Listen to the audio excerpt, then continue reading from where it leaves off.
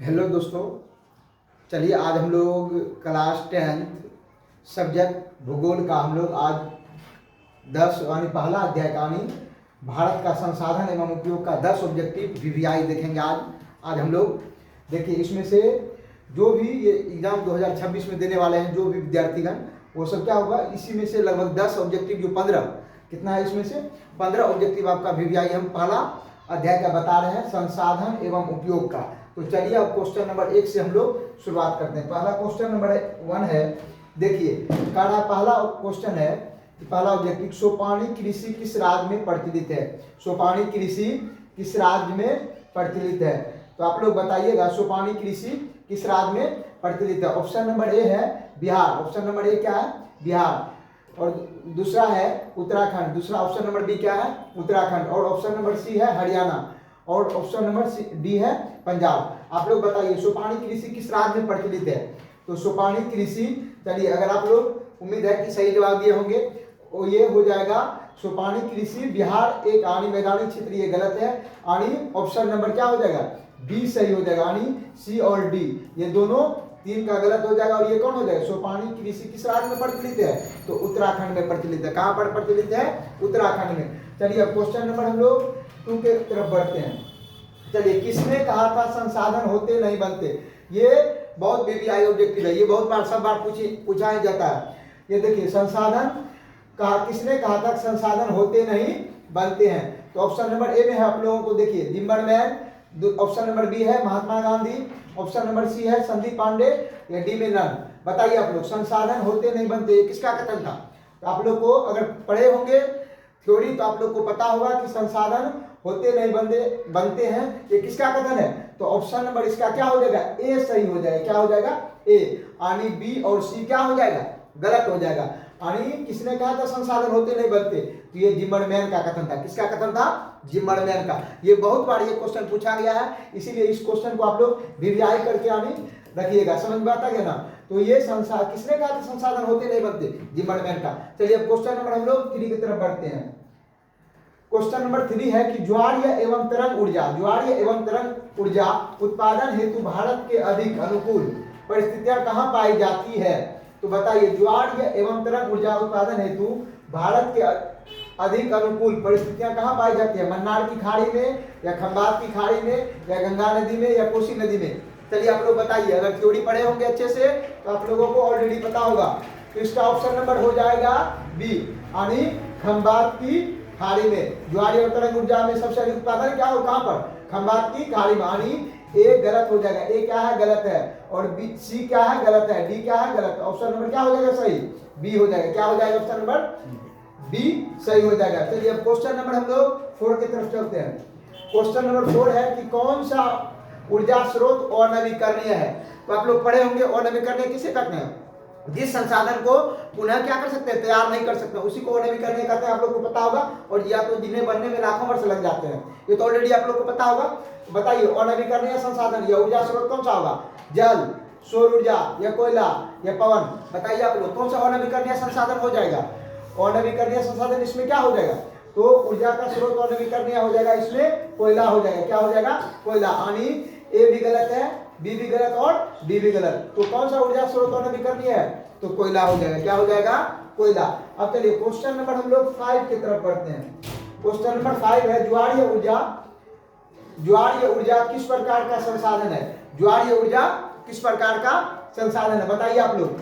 ज्वारीय ऊर्जा किस प्रकार का, नवीकरणीय, या अजैव, या मानवकृत, या जैव। बताइए आप लोग ज्वारीय ऊर्जा किस प्रकार का संसाधन है। तो ज्वारीय ऊर्जा जो है वह नवीकरणीय संसाधन हो जाएगा। कौन सा संसाधन है, नवीकरणीय। अजैव भी गलत है, मानवकृत भी और जैव भी। तो कौन सा हो जाएगा सही, ज्वारीय ऊर्जा किस प्रकार का संसाधन है, तो नवीकरणीय संसाधन है।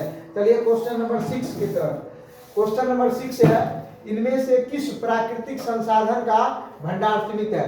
इनमें से किस संसाधन का, प्राकृतिक संसाधन का भंडार क्या है, सीमित है। तो आप लोग बताइएगा, खनिज तेल का, या सौर ऊर्जा का, या हवा का, या पानी का। बताइए कौन सा संसाधन का भंडार सीमित है। तो ऑप्शन नंबर क्या हो जाएगा, ऑप्शन नंबर ए हो जाएगा। ऑप्शन नंबर ए सही है। यानी खनिज तेल का जो है ना भंडार वो सीमित है। यानी सौर ऊर्जा जितना मन है उतना बना सकते हैं। हवा भी जितना पेड़ पौधे लगाएंगे उतना भी हो जाएगा। पानी का भी जितना पेड़ पौधे लगाएंगे उतना अधिक वर्षा होगी। पानी की भी मात्रा, तो भंडार किस संसाधन का सीमित है? तो खनिज तेल का। अब क्वेश्चन नंबर हम लोग 7 की तरफ बढ़ते हैं। 7 में कह रहा है क्या, कौन भारत का सबसे बड़ा लौह उत्पादक राज्य है? बताइए, सबसे अधिक लोहा का उत्पादन कौन सा राज्य करता है? कर्नाटक या गोवा या उड़ीसा या झारखंड? बताइए आप लोग, कौन भारत का सबसे बड़ा लौह उत्पादक राज्य माना जाता है? तो ऑप्शन नंबर क्या हो जाएगा सही? बी हो जाएगा। यानी ए गलत है, सी भी गलत है और डी भी गलत है। तो सबसे अधिक भारत का लौह उत्पादक राज्य क्या होगा? गोवा हो जाएगा। क्या हो जाएगा? गोवा। अब चलिए क्वेश्चन नंबर 8 में चलते हैं हम लोग। 8 का क्वेश्चन है, कहा भारत में विद्युत की सबसे अधिक खपत किसमें होती है? बताइए आप लोग, विद्युत में, और ये जो विद्युत और बिजली जो होता है घर में, यही है। बताइए किस कामों में सबसे अधिक बिजली का खपत होता है? घरेलू कामों में या व्यापारिक कामों में या उद्योगों में या कृषि कामों में? ये बताइए, ये कॉमन क्वेश्चन हो जाएगा। ये इसमें कोई बुक वगैरह का दिमाग लगाने की कोई जरूरी नहीं। बताइए, कॉमन क्वेश्चन है कि भारत में विद्युत की सबसे अधिक खपत किसमें होगी? तो ऑलरेडी आप लोग को पता होना चाहिए, ये उद्योग का मतलब होता है कारखाना, फैक्ट्री वगैरह में क्या होगा? सबसे अधिक बिजली का खपत होगा। तो ऑप्शन नंबर ए क्या हो जाएगा? गलत, और बी भी गलत और डी भी गलत। ऑप्शन नंबर क्या हो जाएगा सही? सी हो जाएगा। अब चलिए क्वेश्चन नंबर हम लोग 9 की तरफ चलते हैं। क्वेश्चन नंबर 9 है कि संसाधनों के संरक्षण हेतु सर्वप्रथम किसने वकालत की थी? संसाधन के संरक्षण हेतु किसने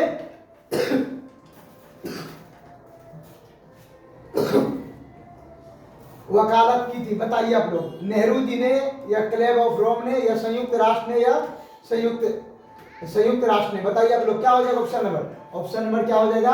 बी सही हो जाएगा। यानी ए गलत है और सी भी गलत है और डी भी गलत है। अब क्वेश्चन नंबर हम लोग 10 की तरफ बढ़ते हैं। 10 में कहा प्राकृतिक संसाधनों के संरक्षण हेतु अपेक्षित कन्वेंशन किस वर्ष हुआ था? बताइए आप लोग, अपेक्षित कन्वेंशन किस वर्ष हुआ था? 1960 में या 1968 में या 1972 में या 1980 में? बताइए आप लोग, प्राकृतिक संसाधनों का संरक्षण अपेक्षित कन्वेंशन की किस वर्ष हुआ था? तो ये हो जाएगा ऑप्शन नंबर बी सही। कौन सा हो जाएगा? बी। यानी ए गलत है, सी भी गलत है और डी भी गलत है। ऑप्शन नंबर क्या हो जाएगा सही? ऑप्शन नंबर हो जाएगा बी सही। अब चलिए क्वेश्चन नंबर 11 की तरफ हम लोग बढ़ते हैं। विश्व पर्यावरण किस तिथि को मनाया जाता है? ये भी क्वेश्चन हर एक बार पूछा जाता है। बताइए आप लोग, कौन सा हो जाएगा? 2 जून को या 3 जून को या 4 जून को या 5 जून को? विश्व पर्यावरण दिवस किस तिथि को मनाया जाता है? तो इसका ऑप्शन नंबर क्या हो जाएगा सही? डी हो जाएगा। क्या हो जाएगा? डी हो जाएगा। अब चलिए क्वेश्चन नंबर हम लोग 12 की तरफ बढ़ते हैं। कहा कि प्रथम पृथ्वी सम्मेलन 1992 में किस देश में आयोजित किया गया था? बताइए आप लोग, प्रथम पृथ्वी सम्मेलन 1992 में किस देश में आयोजित किया गया था? भारत में या ब्राजील में या जापान में या दक्षिण अफ्रीका में? बताइएगा, प्रथम पृथ्वी सम्मेलन कहां पर आयोजित हुआ था? तो ये इसका ऑप्शन नंबर क्या हो जाएगा सही? ब्राजील में। कहां पर हुआ था प्रथम पृथ्वी सम्मेलन? ब्राजील में। यानी ए गलत है और सी भी गलत है और डी भी गलत है। अब हम लोग क्वेश्चन नंबर 13 की तरफ चलते हैं।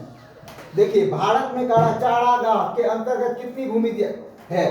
चारागाह का मतलब होता है जहां पर यानी ये गाय वगैरह सबको चढ़ने के लिए कितना प्रतिशत भूमि है?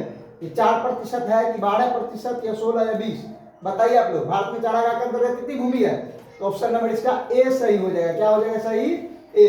यानी बी भी गलत है, सी भी गलत है और डी भी गलत है। तो भारत में चारागाह के अंतर्गत कितनी भूमि आती है? तो 4%। अगला क्वेश्चन नंबर है 14। पंजाब में भूमि निम्नीकरण का मुख्य कारण क्या है? बताइए, पंजाब में भूमि निम्नीकरण का मुख्य कारण क्या हो जाएगा? वनोन्मूलन या गहन खेती या अति पशुचारण या अधिक सिंचाई? बताइए, पंजाब में भूमि का निम्नीकरण का मुख्य कारण है अधिक सिंचाई। क्या हो जाएगा? ऑप्शन नंबर डी सही हो जाएगा। यानी ए गलत है, बी भी गलत और सी भी गलत। यानी पंजाब में जो भूमि निम्नीकरण का मुख्य कारण क्या हो जाएगा? अधिक सिंचाई। अब चलिए क्वेश्चन नंबर हम लोग 15 की तरफ बढ़ेंगे। ये अंतिम क्वेश्चन है। ये देखिए, ये क्वेश्चन है 15 का कि भारत में भूदान के लिए रक्तहीन क्रांति की शुरुआत किसने की थी? तो बताइए, ये भारत में भूदान के लिए यानी भूमि दान के लिए रक्तहीन क्रांति किसने शुरुआत किया था? विनोबा भावे या रामचंद्र रेड्डी या सुभाष चंद्र बोस या जयप्रकाश नारायण? तो इसका ऑप्शन नंबर क्या हो जाएगा सही? आप लोग भी बताइए, ऑप्शन नंबर इसका क्या हो जाएगा सही? ए हो जाएगा, यानी बी और सी और डी ये गलत है। आप लोग, उम्मीद है कि आप लोग कितना सही हुआ होगा, आप लोग कमेंट बॉक्स में बताइएगा। चलिए अब 15 बताए, ये चैप्टर है, चैप्टर सब्जेक्ट कौन सा था? चैप्टर यहाँ तक ये चैप्टर 1 है, संसाधन एवं संसाधन का ये चैप्टर है, संसाधन वाला। और सब्जेक्ट कौन था? भूगोल। समझ में बात आ गया होगा। इसमें से अब फिर हम लोग आगे लेक्चर 2 में लेकर आएंगे 15 से आगे क्वेश्चन। चलिए तब तक के लिए जय हिंद।